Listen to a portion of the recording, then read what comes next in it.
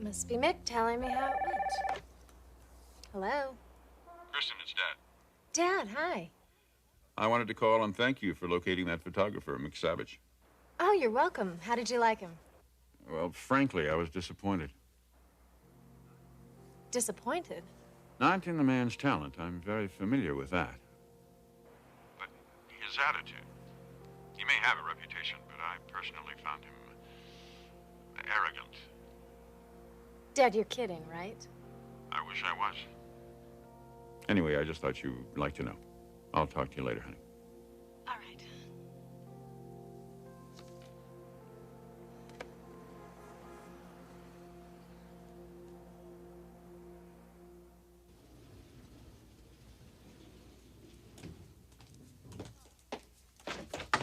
Clarke, I have to talk to you. We have nothing to discuss. In fact, I'm on my way to blow this whole thing out of the water. And you are part and parcel of it. What are you talking about? I'm talking about Mick Savage here in the building. But you already know that. Yes, as a matter of fact, I do. I thought so. He was here to talk to you, his partner in crime. Well, I don't have to stay here and listen to this. Clarke, just wait a second. That's just it. I didn't know he was coming here. I was walking down the hall, and that's when I saw him. He was coming out of Eric's office. What? Let's talk about this in private.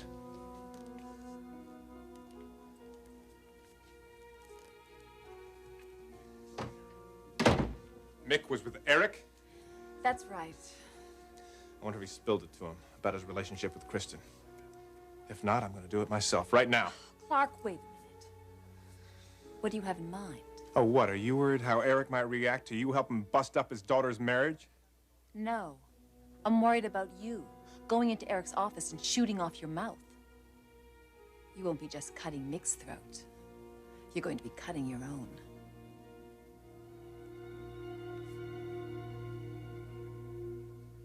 The whole shipment, it was just beautiful. Some of the finest lace I've ever seen in my life, Giovanni. Yes, of course. And please, give my love to Serena, will you? Ciao. Ciao, Giovanni. So that trip was incredible for you, wasn't it? Next time, I'm dragging you along. No, I might just take you up on that. So, what's up? Well, I wanted to talk to you for just a minute about this decision you made last night concerning Caroline and Brooke.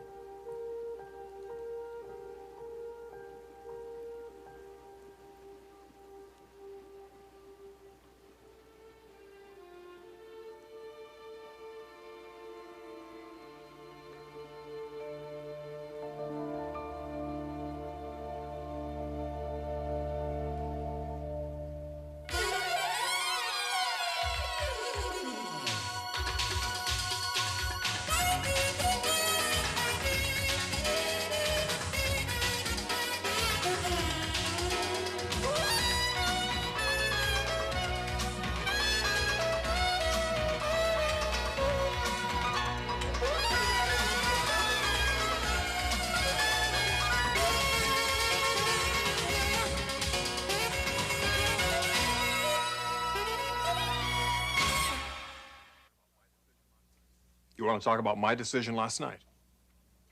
Yes. I was just wondering if you've had any second thoughts. Dad, it was the hardest decision I've ever had to make. I can't allow myself to have second thoughts.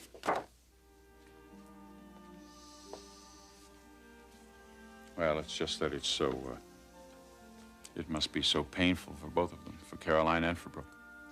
God knows I didn't want to cause either of them any pain. And yet you're just not ready to be married. You can't understand that, can you? Well, I'm not you, son. Something troubling you, Dad? Quite honestly, it's Brooke. Brooke? I mean, don't get me wrong, I feel for Caroline as well, but Brooke lived with you for so long. And through everything, the engagement and her miscarriage, she held her hopes so high. Yes, I know. Just what she's going through. It must be devastating. It is. I know it is because deep down, I'm feeling the same way.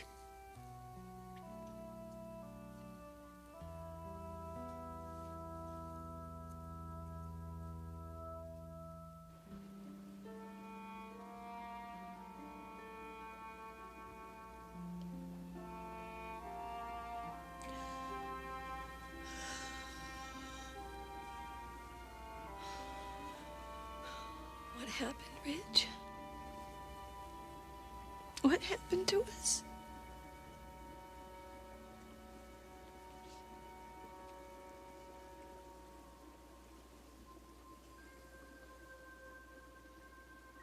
Look, I really think we should go now.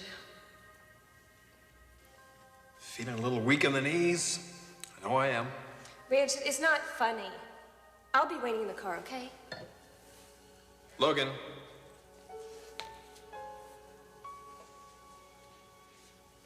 You still haven't had any champagne. I do not want any champagne. Well, we're not leaving here until you do. You can be so cruel.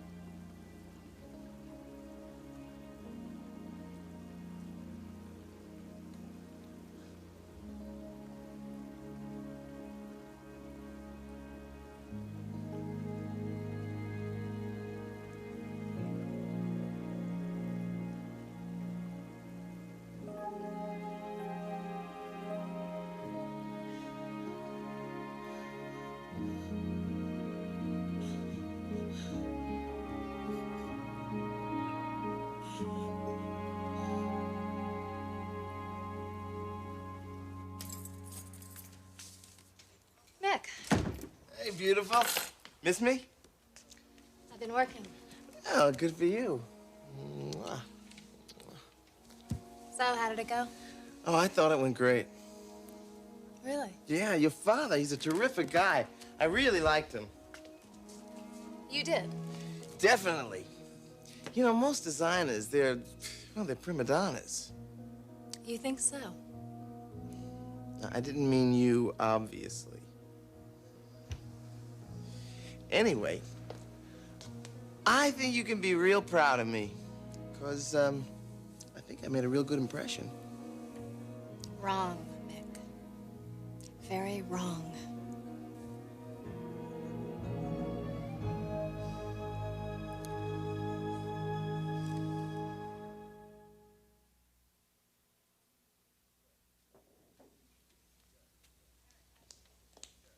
Eric, Yes, Stephanie. I want to speak to you for a moment. I'm really very busy. I'm sure that you are, but this is important. It's about Thorne. What about Thorne? I was just with him at the plastic surgeon's. Devaney Dixon's doctor. How's that going? Fine. Dr. Schnell is using a computer technology that's quite amazing. I've read about that. Did he explain it to you? Yes, and it's amazing for a very specific reason. What they do is they take an X-ray of the patient's skull. The computer then continuously scans this with other data that's been fed into it about the skin pigmentation, the muscle tissue, etc. It creates a photographic image, an image that would show what Devaney looked like before the accident. It is fascinating. But I thought Thorne already had that photograph. The photograph he has is not a picture of her. What?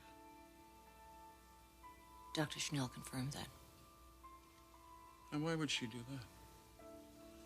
Unless, of course, she was uncomfortable with how she looked before. That's what Thorne said. And you're concerned about this. Well, doesn't it bother you that she would have given them a photograph of someone other than herself? Now, I mean, I can understand from an emotional point of view if she was unhappy about the way she looked before the accident. But why lie about it? Now, here's the other thing. Dr. Schnell, his brother is a plastic surgeon, and he has a hospice in Switzerland. So they've all agreed that she will go and have the surgery there. But this is what she said to Thorne. She's concerned that he'll lose interest once she's gone, and therefore would not send the money for the rest of these series of operations. Oh, well, that's absurd. Thank you, yes. So what she's done is she's asked Thorne to give her the money for these operations up front. Does that bother you? Does that strike you as strange?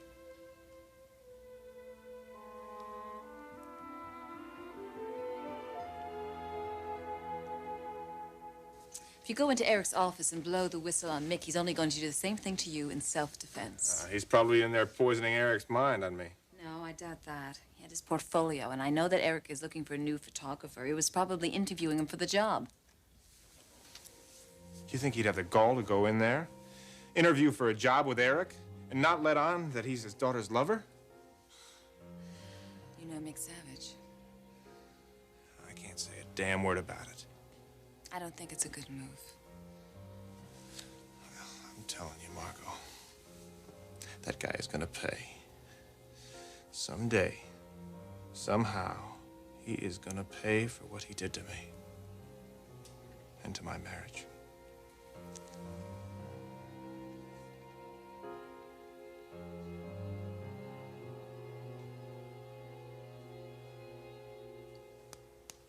What do you mean?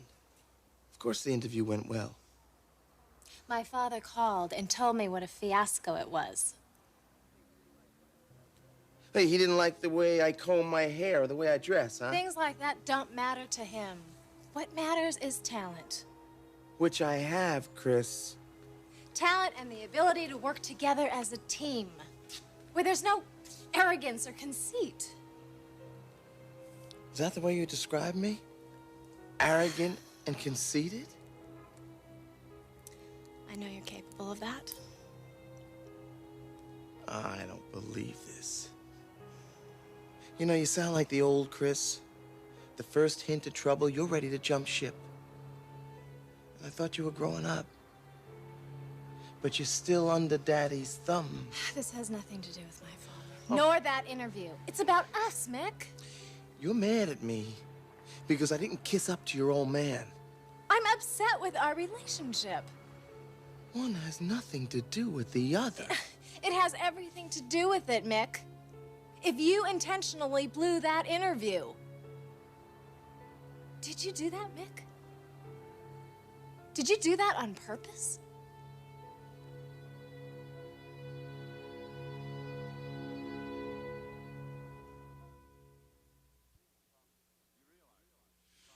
You realize it's probably nothing.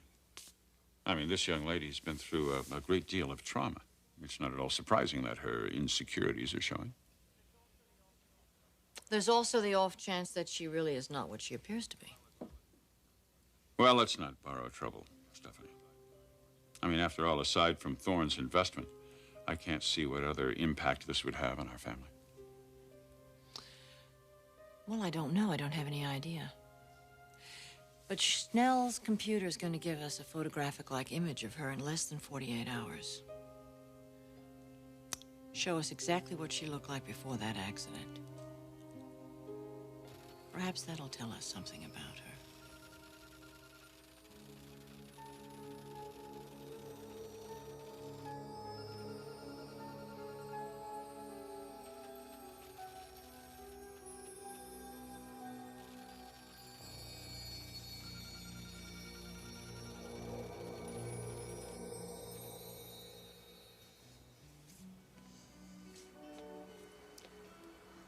Is that it, Mick? Did you blow this interview so I'd go back to New York with you? You want me to go back that bad? Well, of course I want you to go back to New York with me. You know that. And I told you, I'm not ready yet. Can't you respect that? And be sensitive to it? I'm sorry, Chris. I had no idea. You're really upset with me. Yes, I'm upset. Because I don't like seeing that side of you. It bothers me. It bothers me a great deal. I'm sorry.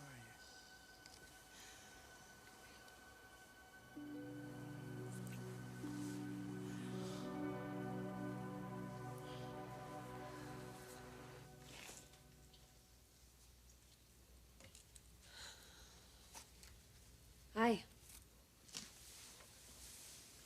Brooke, come in. Come in. I won't keep you for long. How's it going? Well as to be expected, I suppose. Look, you must know Ridge, how... don't say anything. Don't get into it. It's over. At least for now. Living together. Being lovers, yes, that's over. But our friendship, Logan, that can continue. Don't call me Logan, okay? And as far as our friendship's concerned, I'm not so sure I can handle it.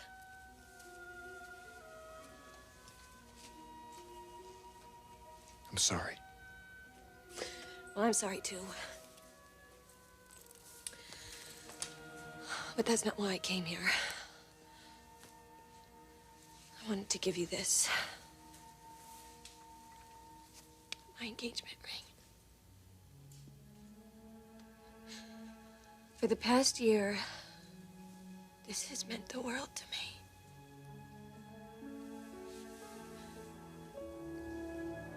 Brooke, I want you to keep this. I can't.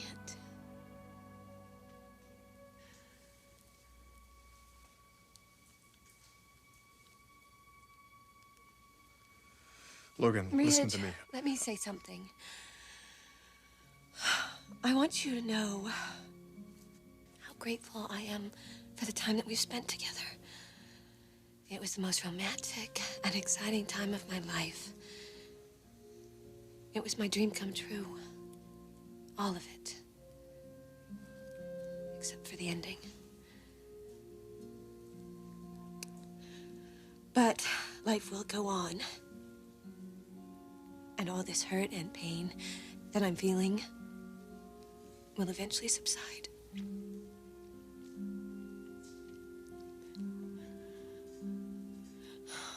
You have touched me deeper than I expect any man will ever touch me. My love for you will never die.